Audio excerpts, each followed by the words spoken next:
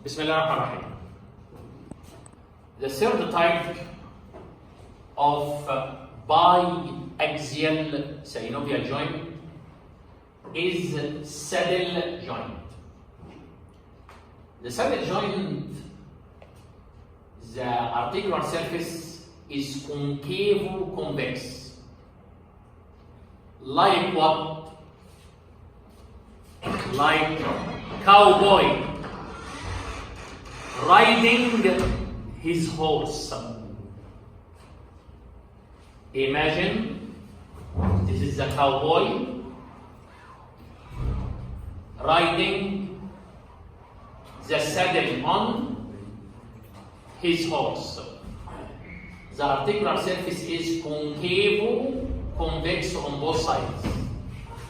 The typical example of this joint is the metacarpopharyngeal joint of the thumb. This toe is called the thumb. And the typical saddle joint is the carbo-metacarpal joint of the thumb. What is the carbo-metacarpal joint? This bone is called the first metacarpal bone. And the small bone here are called carpal bones. The joint between the first metacarpal bone and the carpal bone is called carbo-metacarpal joint. This is the first metacarpal bone, and this is the trapezium, which is one of the carpal bone, which are articulating with the first metacarpal, and the articular surface is concave in one plane and convex in another plane perpendicular to the concave plane, and above is the reverse. Therefore, concavo-convex surfaces with another concavo-convex surfaces will form a saddle joint like a cowboy riding his horse. If you are the cowboy riding your horse, your movement in what axis? In two axes, from side to side, descend and rise above the horse.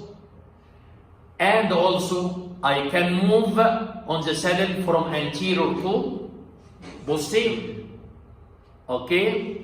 Two axes in this joint.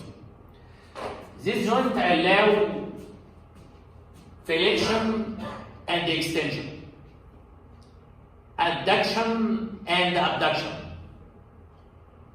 of the thumb, as well as this movement is called opposition.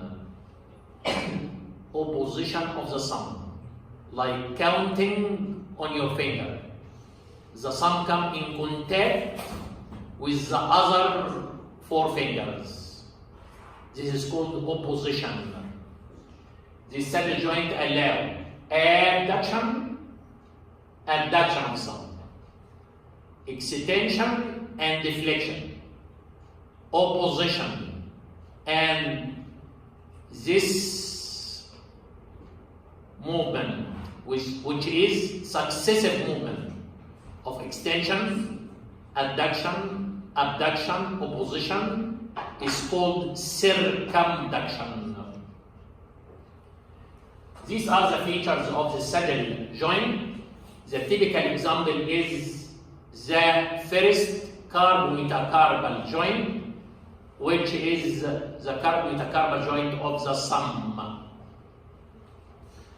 Therefore, now we finish the biaxial joint, which are three types: condylar, ellipsoid, and saddle. There is another type of synovial joint is called multi-axial joint. The multi-axial joint moves along 3 axes. The typical example of the multi-axial joint which moves in 3 axes are the shoulder and the hip joint. This is the shoulder joint, and this is the hip joint. In this joint, the articular surface is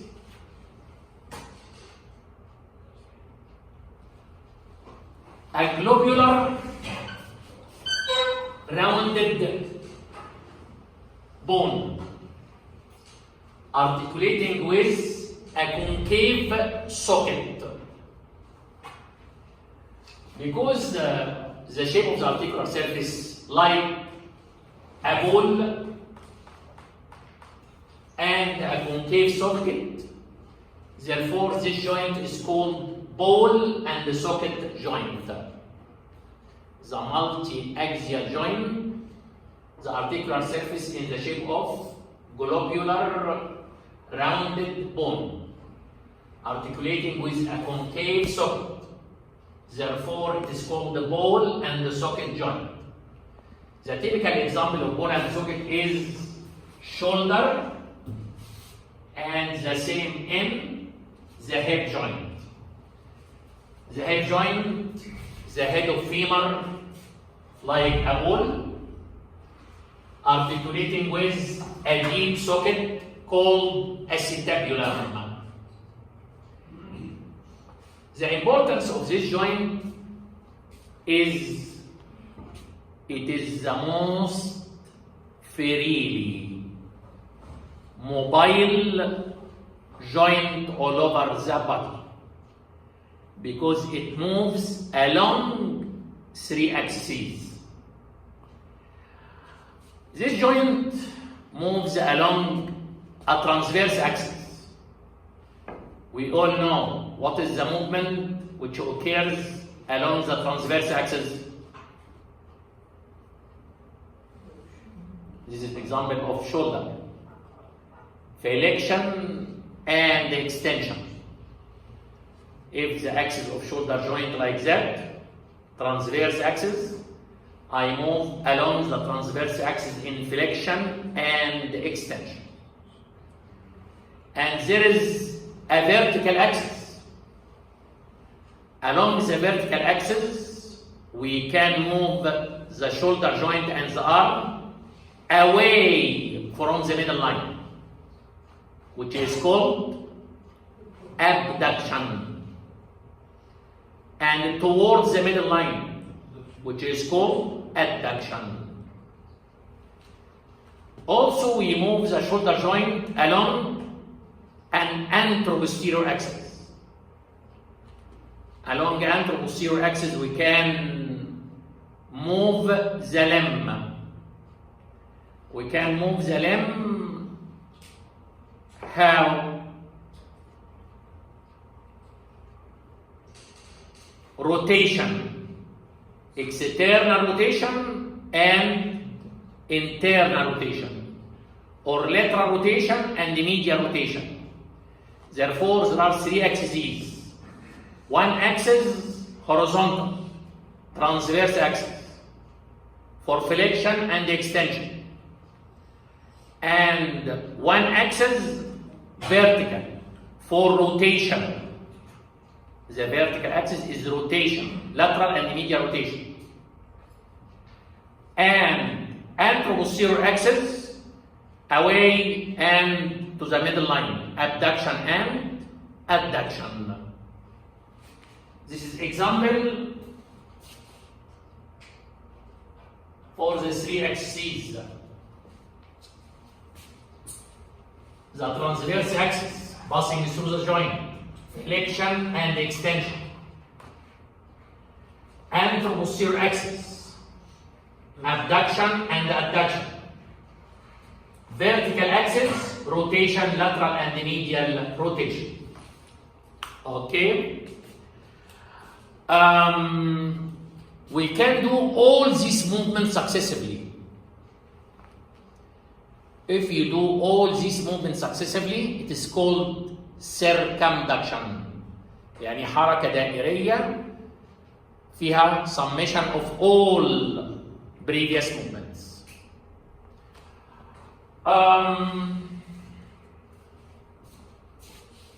This is the multi-axial joint, which is called ball and socket joint. Typical example is shoulder and hip. The last type of synovial joint is, in synovial joint, we take uniaxial, biaxial, multi-axial. This is no axial. No axis of movement. The movement is very, very limited. What is the articular surface? Flat articular surface articulating with another flat articular surface. Therefore, this joint is also called plane joint.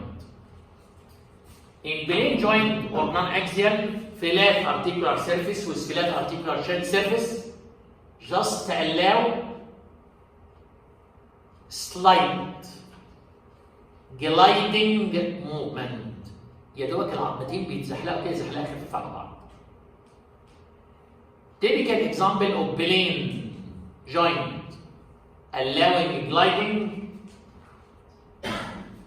the joints between these small bones. These small bones are called the carpal bones. There are 6 bones, small, articulated together by plane non-axial joint. Movement here is just gliding. The joint between carpal bone is called intercarpal joints. Intercarpal joints are plane joint, non-axial. اصلا تقريبا مفيش حركه، ده just sliding, gliding movement of the joint. Finally, we can summarize all types of joint as, in general, joints are either fibrous, cartilaginous, or the most important is synovial joint. And summarize synovial joint according to the axes. The synovial joints are classified into uniaxial, biaxial, multi-axial, non-axial joints. According to the shape of the articular surface, the uniaxial joint may be hinge joint. Here the axis is transverse axis, allowing just flexion and extension. Typical example is elbow. Pivot joint. Pivot joint, uniaxial, but the axis is vertical longitudinal axis, allowing rotation of the forearm, a movement called pronation and supination, which occurs at the superior radioulnar joint. The biaxial may be condylar joint. Condylar joint as unicondylar, the temporomandibular joint, or bicondylar knee joint.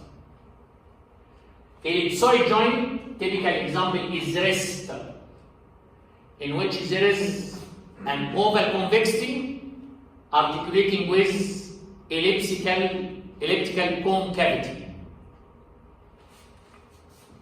Ellipsoid, the typical example is wrist joint. Saddle joint, the typical example is carbo-metacarpal joint of the Sun. The articular surfaces are concavo-convex. The multi-axial is ball and socket. Typical example, hip and shoulder. Non-axial plane joints. Typical example is intercarpal joints. This is a summary for our lecture and the types of joints.